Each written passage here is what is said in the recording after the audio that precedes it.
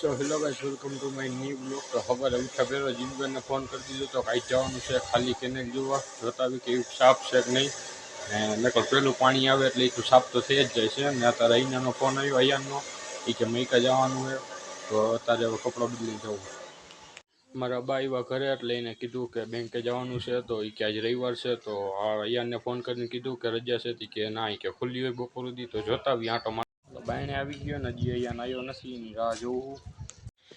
અહીંયા તો પીએનનો આવ્યો કરે છે પણ અત્યાર સુધી આવ્યો નથી હજી સુધી.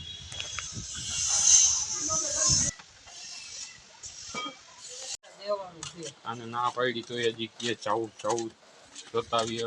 ભાવેશના પપ્પા આંટો મારવા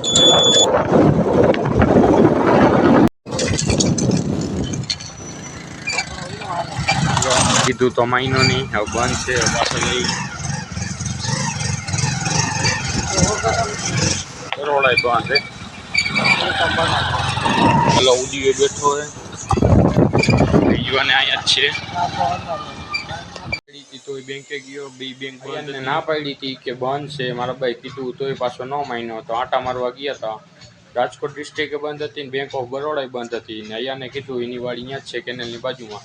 એ કે જીસીબીથી કેનેલ સાફ કરી હતી ને ઢીસાણ સુધી જાય છે. તો હવે જોઈશું, હું રીજવાને કાંટો મારી આવશું બપોરે, એ આવવાનો. સવારે ઉઠીને થોડું કામ કર્યું હતું એટલે કપાની ગાણીઓ લાવ્યો તો હાઈ રીતે એ બધી ગાણીઓ ખોલીને રૂમમાં નાખી દીધી, પૂરી કરી નાખીએ ને હવે રીજવાન આવે એટલે નીકળી ગયો.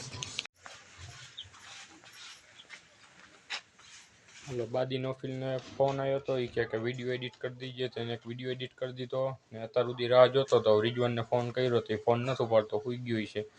તો એ જાગતો છે તો આવશે, ન આવે તો કાંઈ નહીં. તો જોઈએ. હલો, તો તૈયાર થઈને આવી ગયો ને રીજવાન ખોટું બોલ્યો. એ સવારે કે જવાનું છે કેનેલ જોવા ને અત્યારે પછી ના પડે 6 વાગી ગયા તો એ ખોટું બોલ્યો. તે માટે હવે આજ નથી જ્યાં ને તો હવે જઈશું બીજે ક્યારેક દી ને મળીએ બીજા બ્લોગમાં. Thanks for watching, bye. ને ભાઈબંધને એક ઉસૂલ રાખવો, ગમે ત્યારે જ્યારે કામ પડે ને ભાઈબંધને કીધું ને કે હા હું આવીશ તો જવાય જ, બાકી ખોટું નહીં બોલવાનું.